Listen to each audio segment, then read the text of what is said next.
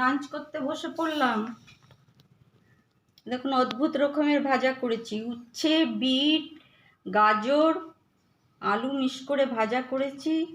আর এই শাক ভাজা, পটল ভাজা, গুড় আম তো থাকবে। যতদিন আম গুড় আম না ফুরাচ্ছে ততদিন গুড় আম ছাড়া আমাদের ভাত খাওয়া হবে না, তখন ফুরিয়ে গেলে তখন দেখা যাবে।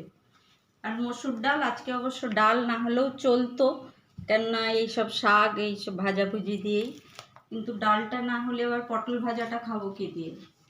আর স্যালাড এক গাদা, ওর মধ্যেও গাজর বিট সব দিয়ে দিয়েছে। আমার ভালো লাগে না, আমার শুধু শসা আর এটাই ভালো লাগে, পেঁয়াজ শসা টমেটো। আর দই আছে, কিন্তু দই খাবো না, দই রেখে দিলাম। রাত্রেবেলা আজকে ইডলি বানাবো, ইডলির ছাঁচ বের করে পরিষ্কার করে, আমাদের খুব কমই ইডলি ধোসা খুব কম হয়, আজকে রাত্রে বানাবো বলে দইটা রেখে দিলাম। ওই বাদাম চাটনিতে একটুখানি দই দিলে ভালো হয়। তুমিও বসে পড়ো।